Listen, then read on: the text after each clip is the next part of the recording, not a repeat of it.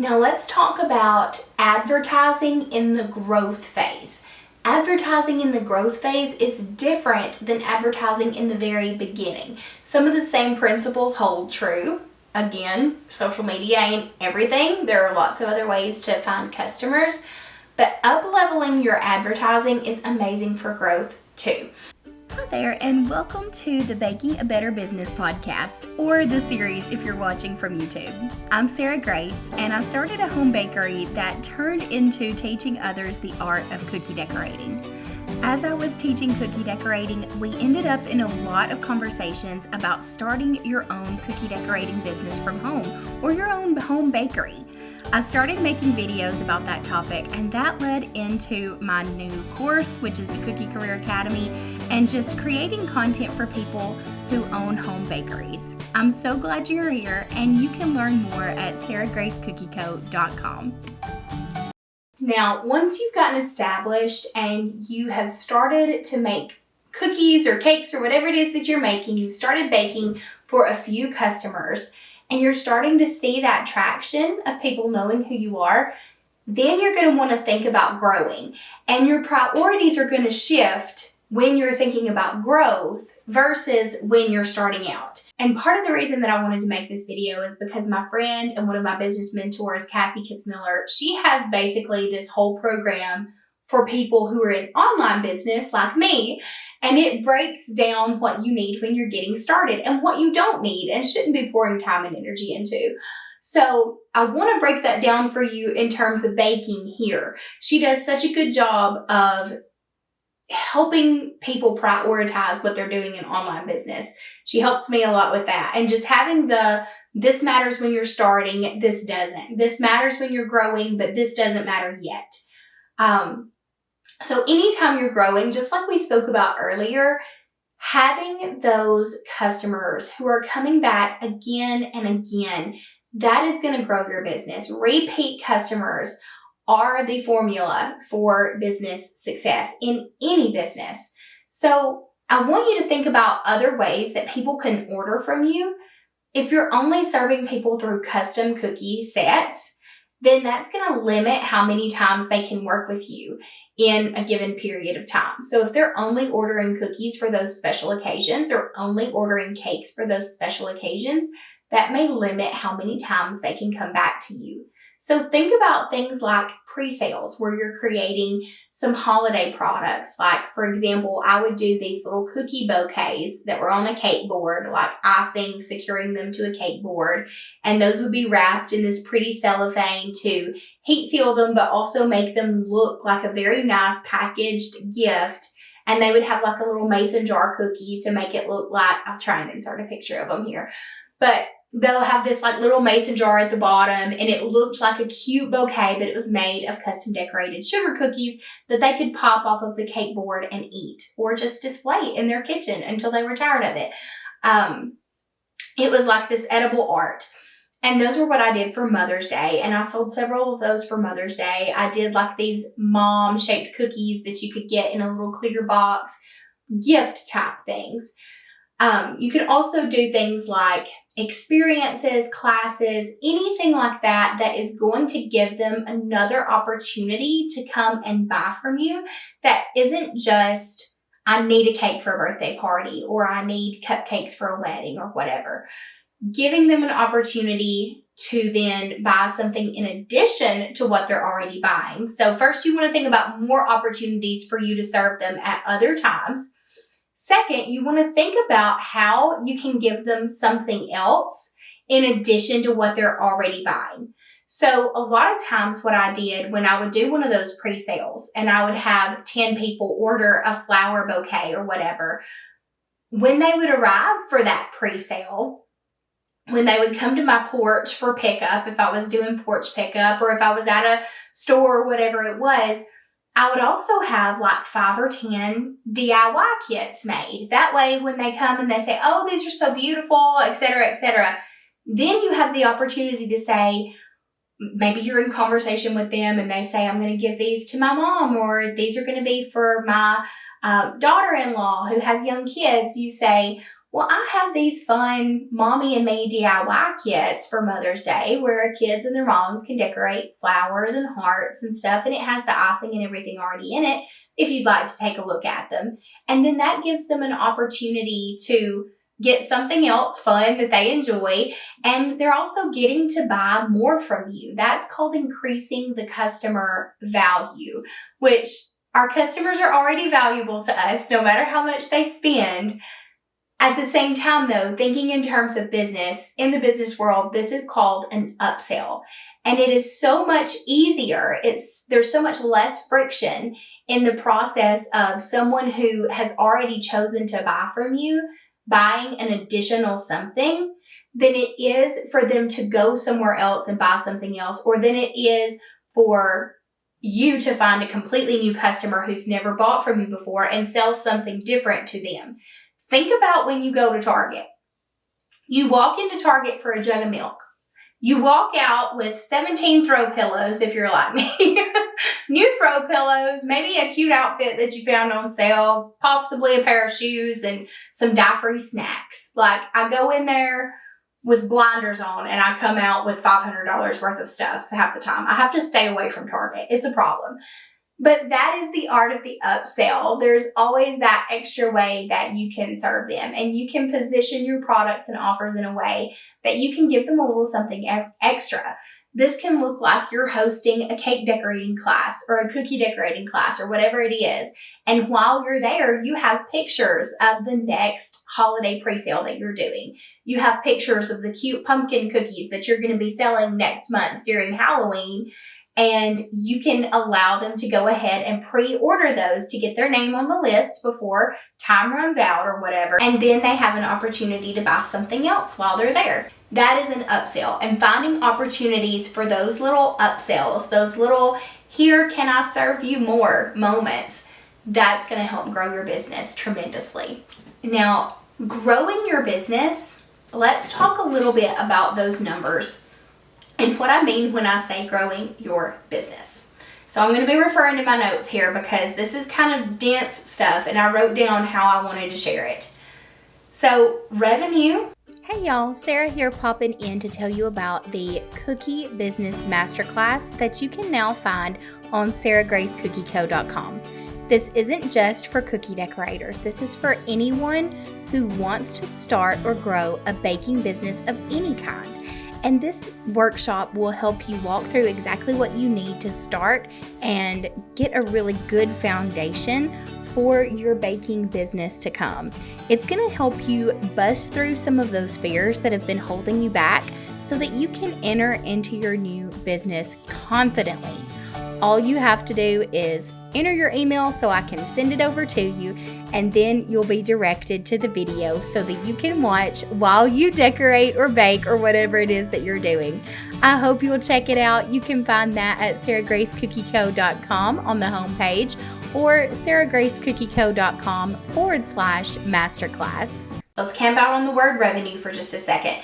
Is all the money that comes into your business.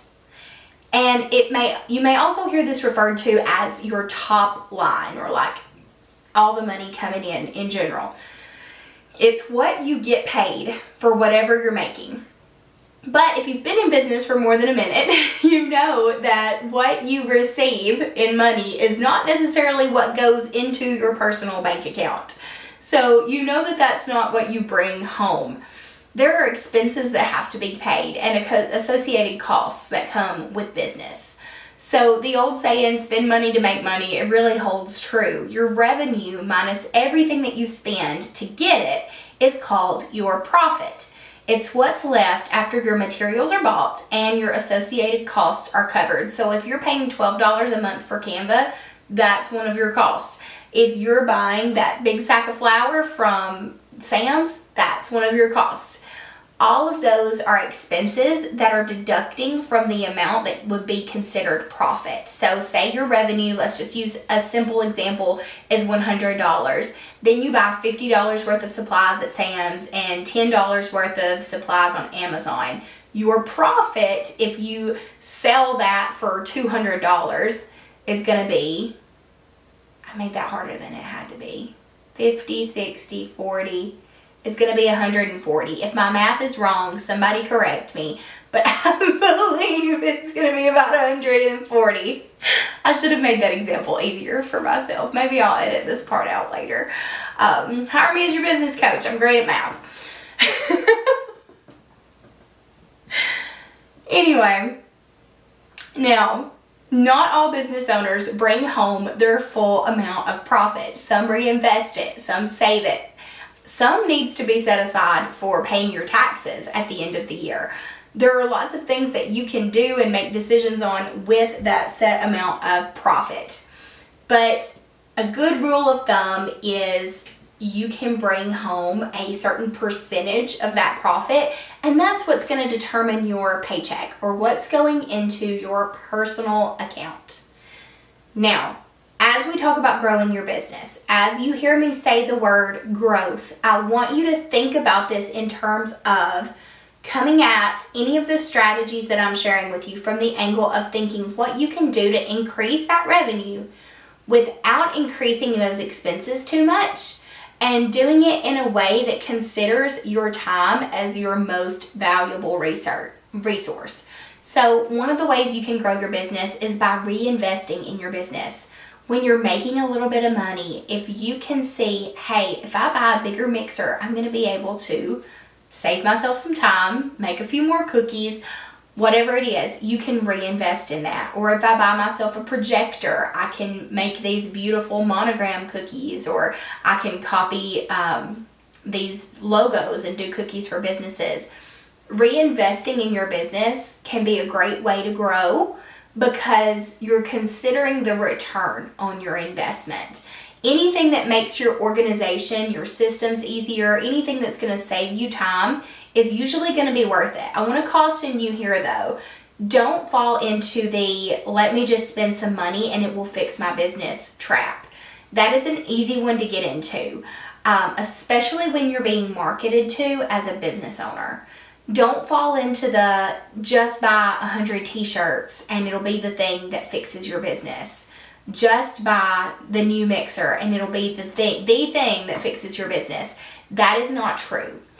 It can help you grow your business to reinvest in your business, but just dropping money and more money pouring into the business, if there's a hole in the bottom of your bucket, more pouring into the bucket is not going to fix the hole in the bottom of the bucket.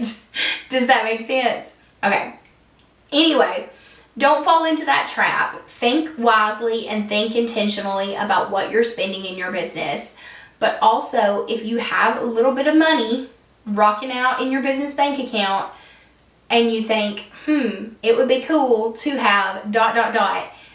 anything that can help you work ahead, it's worth it to me. I bought a heat sealer, like a bunch of heat sealing bags and a heat sealer, and it would keep my cookies fresh longer so I could work further ahead. It would keep them fresh for like 6 weeks. It was amazing, which sounds ridiculous, but it's true. I tested them. I say that they're good for about 2 weeks in heat sealed bags so that like if you have extra cookies, you can continue to eat on them because they're heat sealed in an airtight container.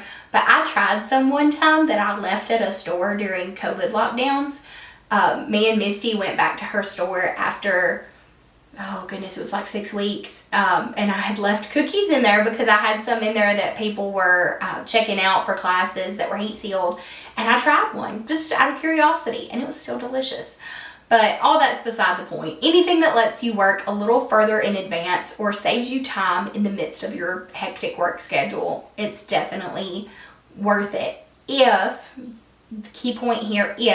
you have the money to spend on it. Setting up systems and staying organized, that's going to be huge for your growth. Anything that's going to free up your time and your creativity, that is going to be huge. So processes that save you time, effort, and energy that you can then pour back into your customers and their end product, that is recipe for growth. So these include systems like how you accept orders. Right now you may be doing mostly Facebook messages or text messages or calls, whatever it is that you're doing to accept orders now. You can save yourself some time by setting up a Google form that allows people to submit orders without you having to do so much back and forth messaging.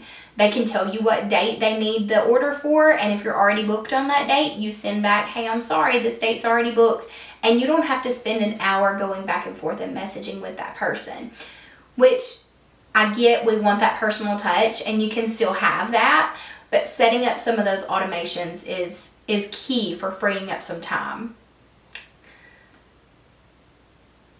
I've used Google Forms and a spreadsheet for this. I'll talk more about that in other videos, but you could also use your website. Wix, my website hosting platform of choice, has some form editors built in that you could absolutely use too. Some other systems and organization that you could take time to refine as you grow your business are things like ordering your ingredients in bulk so that you can save on some costs there. Organizing your space in a way that allows you to keep more ingredients in stock and save on costs by placing large orders on things that you know you're going to be using anyway. My husband built me this beautiful cookie rack out of wood. I say beautiful. It was very functional and it was also beautiful. But if you don't have a handy husband, you can buy these on Amazon where you can store your cookies as they're drying, and it just saves a ton of space. And this was a game changer for my productivity. I could just sit in front of my little cookie rack and swap those trays in and out, and it was wonderful. But that really upped my game and helped me grow my business. Anything you can do to just make your life easier and free up that mental bandwidth for creativity. Now let's talk about advertising in the growth phase. Advertising in the growth phase is different than advertising in the very beginning. Some of the same principles hold true. Again, social media ain't everything. There are lots of other ways to find customers, but up-leveling your advertising is amazing for growth too. Someone commented on a video recently and told me that they have a hard time remembering to post, let alone trying to record a video, because I was talking about how powerful video can be as a marketing tool.